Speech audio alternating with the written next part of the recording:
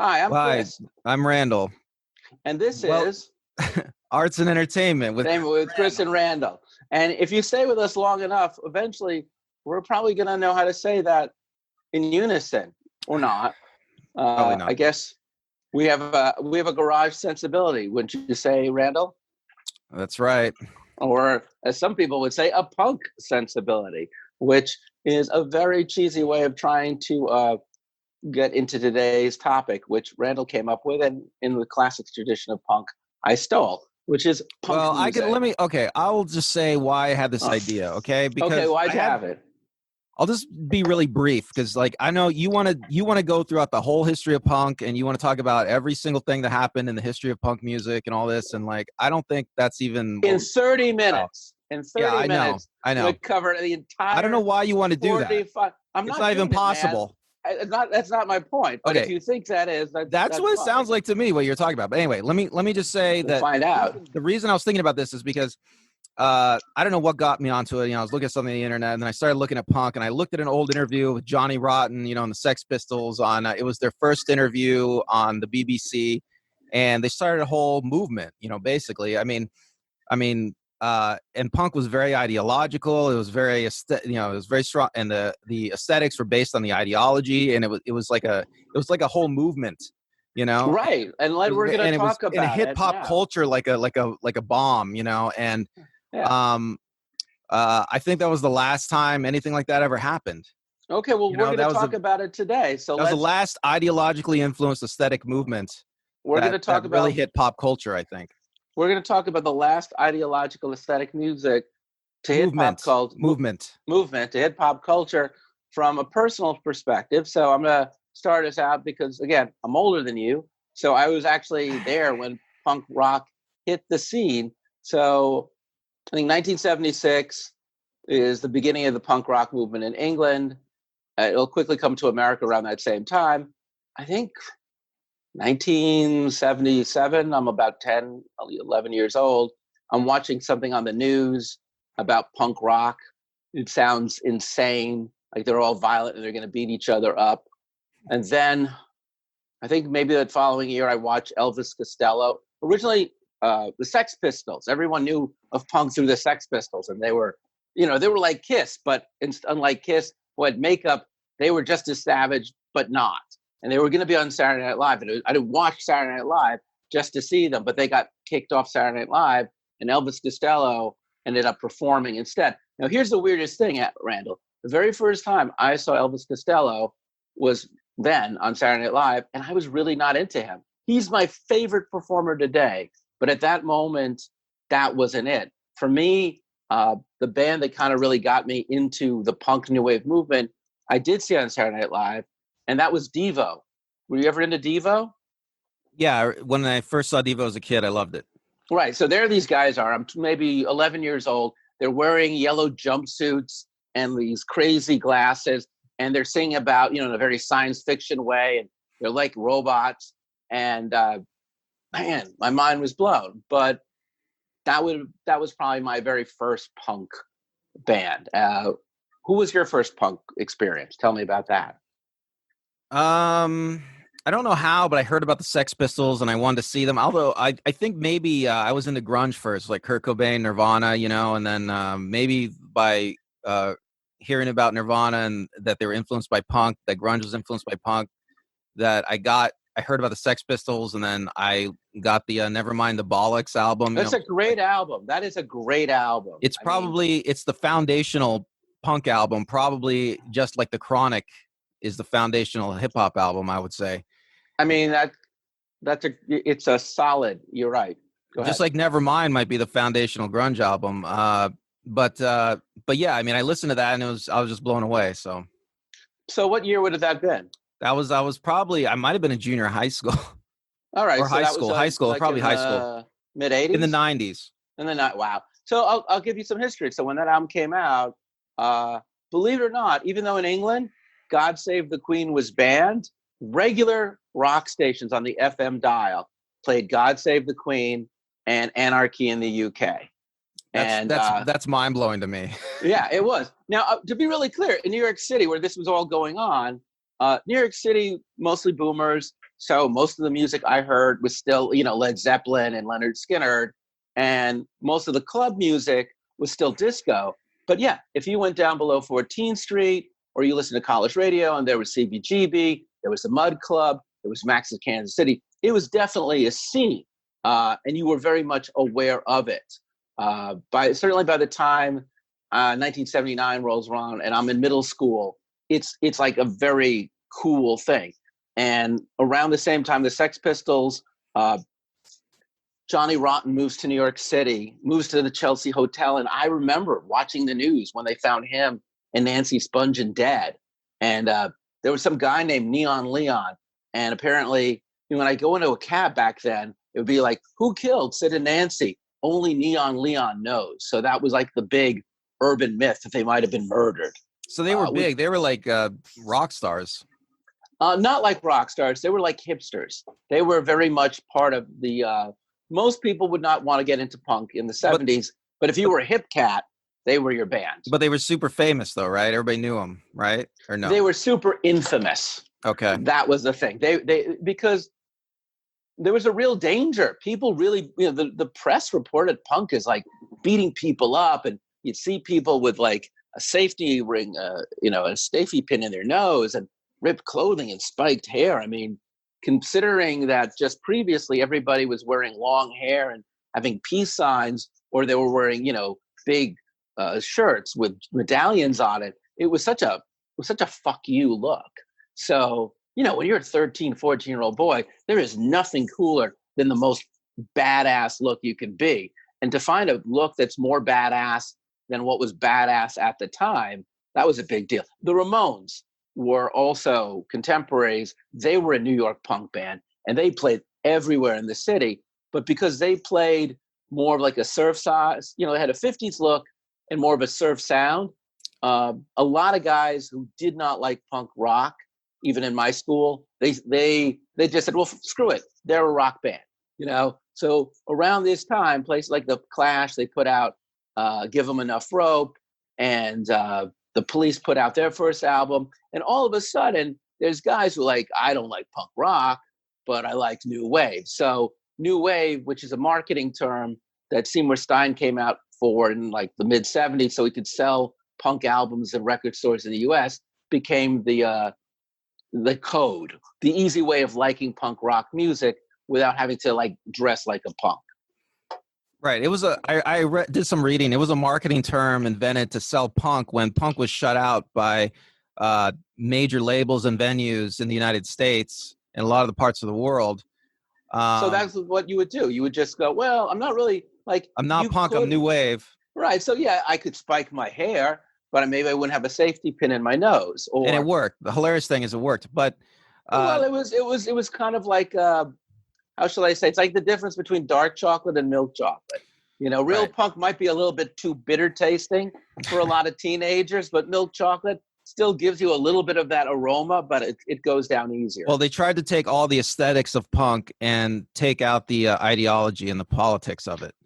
Yeah, and in fact, I think you could really have a conversation that there is two different things. There's punk ideology, and then there's the punk aesthetic, which is style. Well, let me ask you a question. Go ahead. I just want to ask you a question before we move on from your experience. Want to know, you were a kid in the 70s in New York. Yeah. What was the punk look? What are your memories absolutely. of the look? Well, it's important to realize that the punk rock music of England, Malcolm McLaren, he was the one who produced the Sex Pistols. And Malcolm McLaren hired a woman named Vivienne Westwood, who ran a boutique in London that specialized mostly in like S&M clothing, to come up with the look. So growing up, punk was as much a fashion as it was an aesthetic. And growing up as a kid, there were people who liked listening to punk and new wave, but they dressed kind of like everyone else. And there were people who really weren't into punk and new wave that much, but they just loved the fashion. They loved the rich shirt, the aesthetic, the look. Okay. And even like artists because punk music also, in the Lower East Side, you also had performance artists, people like Andy Warhol, You Performance had art a that lot, started in around the 70s. It got really big. I right? mean, So it you probably had a started a lot. couple decades earlier, but yeah. So, but you have this weird convergence with painters and photographers and artists and other designers, so that all of a sudden punk takes on not just a musical sound, but a whole visual element. And so for me, punk music was the first time I ever heard music that was not only brand new, it was definitely my first introduction to something that didn't come from the 60s, didn't come from the South, didn't come from Motown, that was really, truly part of New York, and had a look that I could relate to and Okay, understand. okay, but you got to answer my question. Like, you're a kid, you're seeing Yeah. people dressed like punks, quote unquote, walking around the city. What do they look like? Like your memories. Well, Just that's what tell I'm me. saying. It really just depends. You know what I'm saying? It's not a uniform. It's not like high school would look like in the 80s or 90s, where like it's a clique. It hadn't Yeah, but gotten that. can't It you? hadn't gotten to a uniform. That was the beauty. It hadn't gotten to a uniform I yet. know, but just tell me. I mean, don't you have any memories of recollections of what you saw them wearing? I mean, I'm sure you saw people and you thought, oh yeah, that's punk. And what were they Well, yeah, wearing? you see people wearing, suspenders and plaid pants, and with their hair cut very short or mohawks. But unless you were in a certain part of town, like the Lower East Side in the Village, you rarely saw them uptown. But it didn't mean people didn't like punk rock music. It just meant that they didn't wear it on their sleeve. I would say maybe 25% at the most of people who ever liked that sound ever bother to cop that look. And the look What was the itself look? really All didn't right, become I'm not popular. gonna ask No, you but that. the look man really wouldn't become popular until the 80s, when it So stopped being a thing for like people in their 20s. right, And I hate to say it started being a thing for people in their teens. I have recollections of the punk look in the '80s. It really blossomed. Yeah, because that's In when you me. have like mall stores that are selling it. Whereas when the punk look first started, you'd have to go to a thrift store and you would have to make your own stuff. Yeah, Greenwich Village in the late 70s, early 80s had a couple places like Trash Vaudeville, uh, Andy's Cheapies, Alice's Underground, Canal Jeans, places in the village that would sell, checkerboard shirts and suspenders and punk stuff. Okay. But there weren't a lot of places to go, Well, some of the and they were research. all downtown. Okay, so I lived it. That's all I can tell you. some of the research I did. Uh, yeah, the shop called Sex in the UK, in London. They Victoria Westwood store, that was hers. Yes, they and one of the clerks of that store, I think she would. I think if I'm remembering this right, she traveled with the Sex Pistols and she helped with their look, and she was photographed extensively. But anyway, uh, she was kind of famous for wearing a see-through skirt where you could just, with no underwear, you could see like her Yeah. with a lot of pubic hair. You could see. Anyway, so safety pins were big. Do you remember seeing any safety pins? So people Oh would like. yeah. You see safety pins, you see girls in mini skirts, you'd see guys in, maybe they would just have a sport jacket on and an undershirt and jeans. There was so much variation in the looks, that was the thing. Would you People say with no Elvis Costello? sleeves. So everybody probably knows Elvis Costello's look. Do you think that was like a '70s punk look? A Well, typical it's 70s? funny because Elvis Costello admitted he stole that look from someone named Brimsley Schwartz in the mid 70s.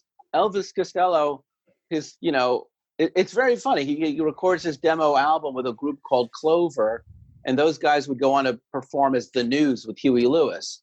So, he performed Burt Bacharach's I Don't Know What to Do with Myself in a punk club in 1977. So, it's a good point, and you're raising an interesting, which is a lot of people would cop Elvis Costello's look, or they'd copy the Police's look, or they'd copy the Sex Pistols look. But I just bring it up because I was wondering yeah, if that yeah, how that relates to your experience in the '70s. But I guess yeah, it relates in that it's very visual, and it was a new style, and it was very But I mean, exciting. I didn't yeah. embrace But I it. do. I I mean, didn't I'm embrace asking it. you. I didn't embrace the style until New Wave was more the dominant aesthetic, and I was in high school.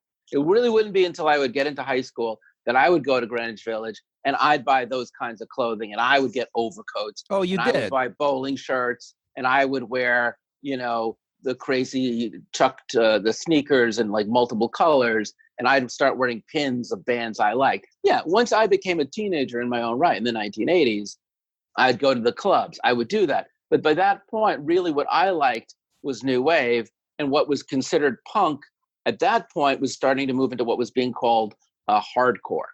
And I did like did like the Dead Kennedys, and I did like Black Flag, but I wasn't in love with the Dead Kennedys. I knew guys who were really into in high school the Dead Kennedys and Black Flag and Bad Religion and Agnostic Front. It sounds like But it sounds like you did like the look. You embraced the look. So tell me more. So you went to thrift stores and you bought you go to thrift stores shirts, in the village. Yeah. Jeans. Yeah. Not jeans. I actually would wear pants because that was more punk. Or black jeans. Black jeans were punk, but also like old pants were punk because it was a very retro look. But that was the thing about no. See, that's the thing. New wave had its own kind of emerging aesthetic. So it was more like The Cure, that kind of look. It was more like The Cure grunge. or Depeche Mode or Duran Duran. It was a very tailored look. What about the shoes? Would you be wearing shoes? You'd wear black shoes, work boots, or black sneakers, or sneakers of all colors. Yeah. Right. So new wave, it borrows from punk in the aesthetics, and I guess punk it evolves out of punk. Just like how about safety pins? How about safety pins? Did you ever like put on safety pins? Did you ever do any DIY stuff on your clothing? Yeah, I do DIY stuff. I never use safety pins, but yeah, I would certainly like roll up my sleeves or make something sleeveless, cut the sleeves off a shirt. So it'd have that look like Joe Strummer has on the Clash albums. How about your hair? Would you ever wear a mohawk? Did you ever wear a mohawk? Never wore a mohawk, but I really kept my hair razor thin, like mod style, and I would spike it. Never colored it. Oh, but I would hair. like to spike.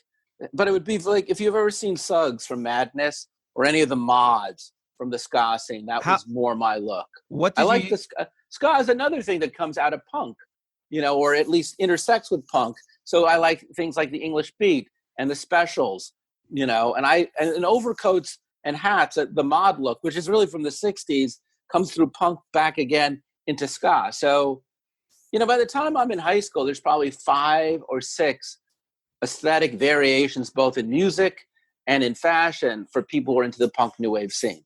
It's no longer just the spiked. It's no longer just a safety pin in the nose, orange mohawk, and a leather jacket with a lot of studs on it. What did you use to spike your hair? 10X. It was a hair product, and it was made in Paris, and you would just take some of it. And now I had other friends with mohawks, and they would just take a raw egg, and they would just massage their hair and then spike it up, and that was how you got a really good mohawk. The mohawk is really interesting. I think the spiked hair, from the research I did anyway, the spiked hair is one of the earliest punk hairstyles, considered one of the earliest punk hairstyles. The mohawk comes a little tiny bit later, but the mohawk is something that, I guess we can get into my experience. The mohawk is something The mohawk is something that I think that continued on in the punk aesthetic for decades. I mean, the last time I saw real punks, I guess you could say, was in the 90s when I came to LA. I moved back to Hollywood, and I guess in the early to mid 90s, I just saw like punk rock kids walking around. I mean, this was back in the days when there were still kids living on streets too, Were there punk rock kids at your high school in San Bernardino? I would say, not really, but I remember because, my generation, I feel like it was kids about 1 or 2 years older than me that were really the last punks. And I remember being in elementary school. I think it was the 3rd or 4th grade. There was this kid that tried to bully me. Yeah. And I hit him one time and he stopped bullying me. That was like maybe in the 2nd grade. He was a little tiny kid. We were little tiny kids. And he was totally dressed head to toe as a punk rocker. He had a mohawk. And it was dyed, and he had a leather vest, and I don't know. I think he wore leather bracelets and things that were spiked, and He might have even had leather pants. I don't know. He had a whole punk thing going. It was like, his parents punked him up or something. So by the time you got to high school, By the time which I get would to have been junior high school and high school, it's almost junior done. high, it's all gone. So Yeah, was I it mean, just and I'll tell you grunge? well, yes. Well, no. Grunge comes in, like, I think I was a freshman or a sophomore in high school when grunge really hits. That's when Nirvana really hits. And before that, though, I remember the older kids talking about punk rock and talking about using the word poser. Like, a lot of the older kids, I'm especially like 10 years older, because like my cousins and his friends, they would love to use the word poser. I remember and that. I punk remember that word. Yeah, someone and who sellout. pretends to be a punk but is really a rich kid, just copping that look. Right. Are you a sellout? Are you a poser? Do you really believe in the punk philosophy? What's her name? The woman that made Fast Times at Ridgemont High. Didn't she make like a Amy movie? Heckerling. Didn't she make a movie about punks, like a low budget movie? Am I getting the director wrong? I think you're thinking of Penelope Spheris, who made I'm thinking of Spheris, really great documentaries about punk rock. She also made a fictional movie about punk rockers living homeless, like in a bunch of punk rock homeless kids living in a house in Orange County somewhere. I think I can't remember. Oh wow! I think it was called Suburbia. Is that right? Maybe I can't remember. But I mean, see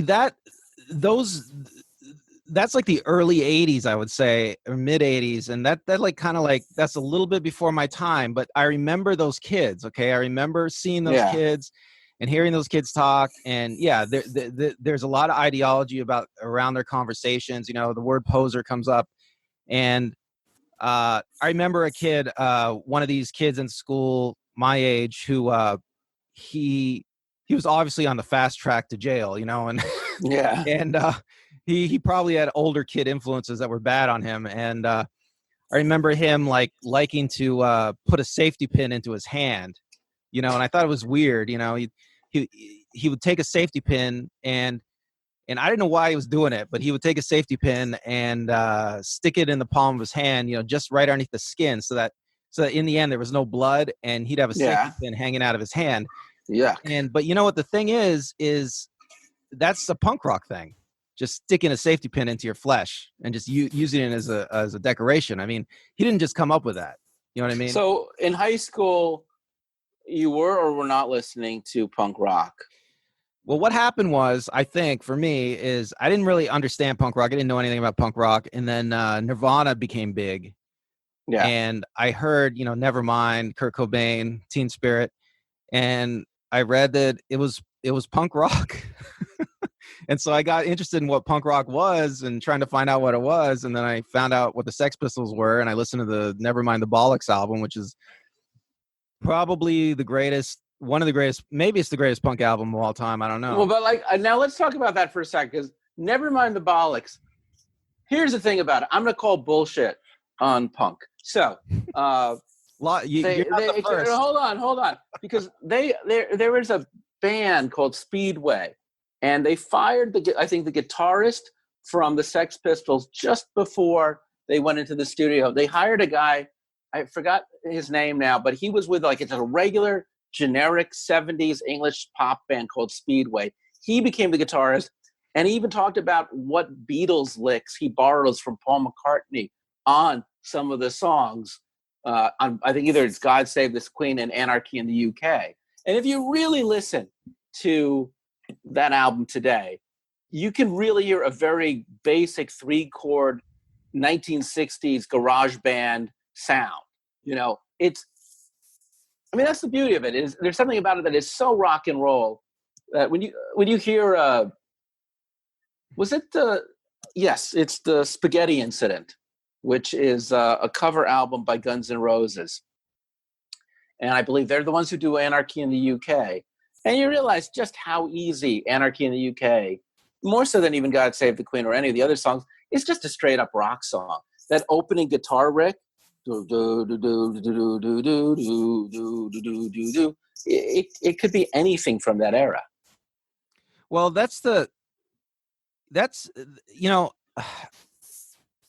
interesting thing about punk. It's an artistic movement that's really held together by its politics, I feel. All right, so we're going to move on to the ideology of punk. Before we do, I just want to mention, because we just talked about it, Penelope Spheris, the movie that you were talking about, is called Suburbia. I've seen it. I would very much recommend it if you can find it. I don't know if you can stream it, but if you want to not confuse it with another movie with the same name, this Suburbia was released in 1984. She did 2 amazing documentaries that if you can get your hands on are really worth seeing on the punk rock scene. And it's The Decline of Western Civilization, which is 1981. And then not really as much about punk, but the 1988 documentary, Decline of Western Civilization Part 2, The Metal Years, I think is really very helpful in showing how punk also not only launches alternative, but also kind of basically changes the sound of metal music from the 80s too. You know, Def Leppard, they came out of the Manchester punk new wave scene of the late 70s. So it's not by accident that a lot of the bands that we think of as being metal are really also punk influenced. Well, you know, this is why grunge is an interesting genre, because it's like a Hegelian thing, right? It's like grunge is the synthesis of metal and punk in a lot of ways, you know, and that's why grunge is so great, you know. But so you think that grunge might have been the really, like, because you'd be in high school, right, when grunge was starting to come into. Right. So that was the music of my generation. So did you relate to grunge? Were you into Nirvana definitely, and definitely. Alice in Chains? When I first heard Teen Spirit, saw the video, I mean, Kurt Cobain nailed it. You know, what was his favorite movie about the high school kids that were like rioting? I forget, but he said that was his favorite movie. I forgot to. But anyway, that's a great movie. He said that was the defining movie of his like intellectual life. Well, I think Kurt Cobain is only 2 years younger than me. He's my sister's age. So yeah, his introduction into the music scene was roughly relevant in my own. So for me, if like punk and new wave was the next iteration of punk that you could hear on the radio, then I would argue for you, grunge was the most common iteration of punk that you would have been listening to in high school in your formative years. For sure. Did you like wear the plaid shirts? Did you affect a grunge look? I probably did, but only because I'm a slob. So I mean, I was pretty much already dressing like Kurt Cobain. I mean, you know, that was the thing about grunge, right? Grunge was just everyday clothes. I mean, it was like, see, I don't know if you remember this moment, or maybe you're too old for it, but the moment when MTV comes out in the 80s, pre-grunge, everything's about hair bands, right? You're talking about like Poison and Motley Crue. Well, no, when MTV came out in the 80s, it was actually very glam. The Poison, Motley Crue would come like a few years into MTV. But yeah, by the time you get to the end of the 80s, pre-grunge, it is mostly just hair metal. Right. So that was the milieu of music I was growing up in. Okay. So right. Kurt Cobain too, probably all those people. Right. So it was like, well, Kurt Cobain's more your age, but yeah. So he would have grown up in the opposite end. He would have grown up like I'm just saying, yeah, that would have been his contemporaries. The guys that he were playing bands when he was playing live, he was playing against other hair bands. So he'd shared the stage. Right. And I remember the hair bands too. When I came to LA, when I came to college in the early 90s, the hair bands are still around.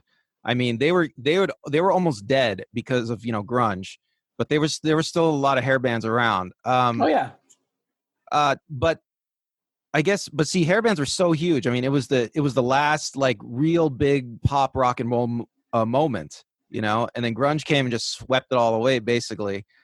But see, the interesting thing about that, right, is that grunge is not about the glam anymore. Like grunge killed like glam, the glam aesthetic. It was a much more pared down. And maybe that's something really interesting to point out about punk rock music, which is punk rock wanted to do the same. Punk rock didn't. Do you think punk rock wanted to do that? I'm sorry. Hold on. Let me interrupt. It's that, you know, when I was a kid, punk rock was an easy look to cop because all I had to do is cut the sleeves off my shirt, wear some cheap sneakers, wear some black jeans. New wave music required me getting really expensive clothing and a really expensive hairstyle, and it was a very polished look. And hair metal is a very polished look. It requires a lot of money, a lot of aesthetic. Whereas, you know, grunge, just like punk, is about plaid shirts and whatever you can find, again, in a thrift store. And I think that the weird thing about punk is, I think that punk really is just a variation of folk music. The folk movement, which has been around forever, but in commercial music, I would say, at least since the beatniks in the 1950s, and maybe even as early as the late 40s, the folk movement is about, keeping it simple, keeping it pure, keeping it low cost, letting everybody, you don't have to, whatever cheap clothes you've got, that's a folk look. Black turtlenecks, cardigan sweaters. And within the folk music, there's also an obsession with sincerity too, right? With sincerity and also authenticity. And the one thing that we really haven't talked about at all that really defines punk so much, and maybe more so English punk, it definitely defines English punk, and it definitely, you can see it in American folk music, which is, it is political. Punk music attacks not just, it's not just the clothes, it is the anti-establishment. It goes after business. It goes after capitalism. It goes after fascism. It goes after government leaders. It goes after the structure of our economy. Just like folk, it's pretty red. It's very hard to be a conservative punk. I've met them, trust me. But if you embrace the ideology of pure punk, which is not new wave. Punk is anti-establishment, and it's so anti-establishment that literally the establishment in America and many other countries decided, well, in the UK too, I think they started banning punk bands from clubs. Clubs didn't want them because the punk ideology involved hating the man, hating the club, wrecking the club if you could, stage diving, like to this day over at the whiskey, there's a sign that says, if you stage dive, you go home, right? It's just like, it's been up there since the punk days in the early 80s in LA when they banned punk from all the clubs. And I don't think yeah, you're right. That was the thing. Like, that's why it was banned from radio. Go ahead. I'm right. riffing with you. Jim Belushi had a band on Saturday Night Live called X. Okay. So I think it was. Oh, no, it wasn't X. I'll tell you who it was.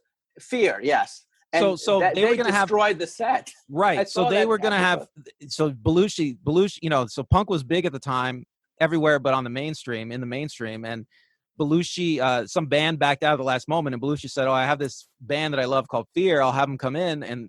And Lorne Michaels didn't know anything that was going on. And they said, okay.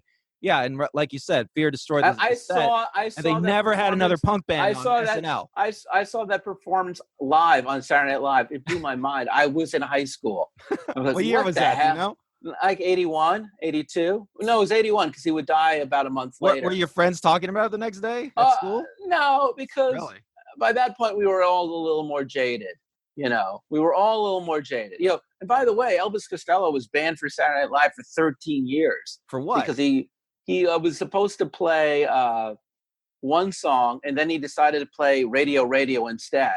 And they banned him for that because Radio Radio is a criticism of mass production radio. Yeah, I think you can go on YouTube and look at the Fear performance on SNL still, and it is crazy. I mean, I can see even Elvis Costello. You're watching it, even though I missed it as a kid. He starts off with a song called "Less Than Zero," title of his album, and he says, "Stop. That's not the right song for this show." And then he does Radio Radio, and Radio Radio is a complete. Here's the funny thing. So Radio Radio just is a complete takedown of commercial radio. But growing up in New York City, Radio Radio was played on all the stations. In fact, that's the funniest thing.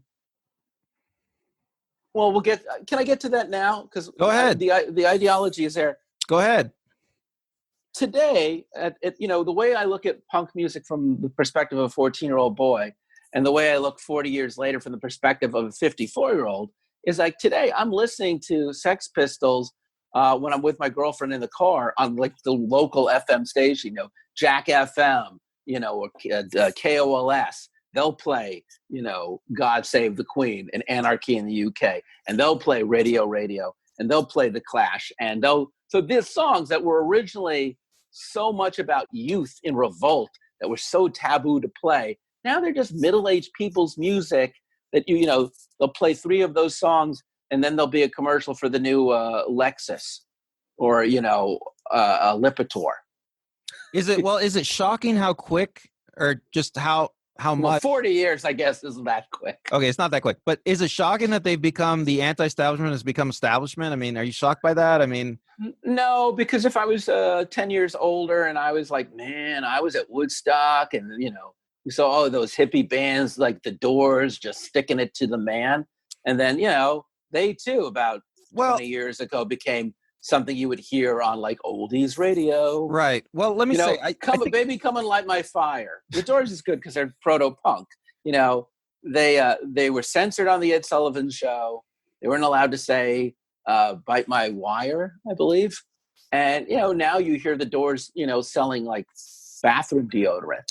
well, I want to say that I think the punk movement shows a couple of things. It shows that how different culture used to be. Culture used to be, there was a mainstream, right? There were like 2 or 3 TV networks, Yeah, and they dominated the media, and that's over. And yeah, also, maybe it really isn't possible to be anti-establishment. I mean, if you, I mean, you look at even the Sex Pistols experience, right? So the Sex Pistols yeah. come out with their album, and they're on the BBC a couple times, and almost within a year, I think all the punk bands are banned in the UK clubs, so they can't even perform. But the Sex Pistols album is taken off like crazy, selling like crazy. They do a tour of the United States for a year, and by the time they get to the end of their tour, they've broken up. And Sid Vicious? He's in New York, trying to not die of heroin, but then he does. And so, I mean, uh, how do you? So in the Sex Pistols experience, they become establishment pretty quick. All right, look, they They become go on establishment tour. by claiming to be Yeah, anti-establishment. exactly. So I Well, mean, there's a great quote by Mick Jagger that I'm going to read to you, and I think it really sums it up well, which is he says, Americans are funny people. First you shock them, then they put you in a museum. And I think that's really where we're at. I mean, come on, dude. How do you, when you now listen to punk music from back in the day, or even grunge music now, 30 years, 40 years out, as a grown-up, as a middle-aged grown-up, how do you hear it? How does it sound well, to you I'll now? tell you something. When I hear or read about people in the past railing against the establishment, okay, I think that whole notion is like a 50s, 60s, 70s notion. It's like because that notion comes out of the TV era. It comes out of the mass media era, and I don't think that era will ever exist again. Okay, but when And you it hear the just sounds like a music, very quaint notion that there's a such thing as the establishment and that we need to yeah, rail against it. And you still see media figures kind of doing that, like yeah, Alex Jones and stuff. But they even seem ridiculous because look at Alex Jones. He's huge. I mean, even though he's being banned from all these platforms, he's still huge. He's still well, maybe one day they'll I put mean, him in a museum too. Randall, exactly. They probably will. when you listen to the music now as a grown-up and not as a rebellious teen, do you see it differently now? Well, like I'm telling you, I see it differently just because Do you society has listen to it? changed. I No, don't think kids today can understand but that whole notion of being does the anti-establishment. music, I still love the music, does it although speak to you in the same way? it does, except for Nirvana. It's hard for me to listen to Nirvana because Okay. when the day I remember very well, the day Kurt Cobain killed himself, it ruined grunge music and Nirvana for me. It was like I don't know how to describe it, but when you think that somebody is being authentic and telling the truth and making great art, and you just think this person is speaking from their heart, and they give you hope, Yeah. because they're expressing things that you connect with. But if that person kills himself, now you just feel shitty, like maybe you shouldn't Okay. be listening to this guy. Maybe you shouldn't But be now, feeling these but things. when you listen to Alice in Chains, do you feel that way? Well, I was never that into Alice in Chains, so Were you into Soundgarden? no. Were you in a? What question? What? Ask your question again. I'm just trying to say, is there any of the other punk grunge bands from high school, I guess grunge for you, that you still listen to today and they get your blood going? Um, It's really hard. I've listened to those songs, I've listened to almost all those songs like so many times. It's like it's hard for me to. I got to be honest with you, man. When I listen to the Clash, "Should I Stay or Should I Go," in the car with my girlfriend, who's around your age, and she hears me go Allah, like I lose it. There's still certain songs, or like if I hear Rock Lobster, or if I do hear anything by the Ramones, like Blitzkrieg Bop, hey ho, let's go. Immediately, the 54-year-old in me becomes 12. It does speak to my anarchistic inner child. It never goes away. The irreverency of the music. Well, see, if nothing else. I think that's another part of the punk aesthetic, or the aesthetic of that moment, that was that people don't talk about very much, is the expression of joy. The expression of happiness and joy, youthful joy. That like those bands, all those songs and those bands you're talking about, especially the Ramones, really tried to capture, and that kind of youthful joy that they were trying to capture and express, that was kind of gone from the overproduced, epic music, epic rock music at the time. I think that's why Gen X people like us have a sardonic sense of joy and a sardonic sense of humor. Like there's a great song by, I'm going to finish this is the last thing I have to really say for me, which is the song by the Ramones that goes, "We're a happy family, we're a happy family, we're a happy family, me, mom, and daddy." And the song continues on, and like, "Here we are in Queens, eating free by greens, daddy's on Thorazine, mom likes pills." It's like, it goes on, and you realize how crazy their life is. And I think that dark sense of humor that punk rock, punk new wave introduced, even grunge, come as you are, as a friend, as a known enemy, that's why people in our age bracket, we always seem to find horrible things so very funny. It's because it's the punk sense of humor. And I think the last thing I'm really going to say is, who would have thought that a movement so dedicated to nihilism and destruction and subversion, its greatest point of legacy is that it's been able to keep my sense of joy as well as my sense of humor.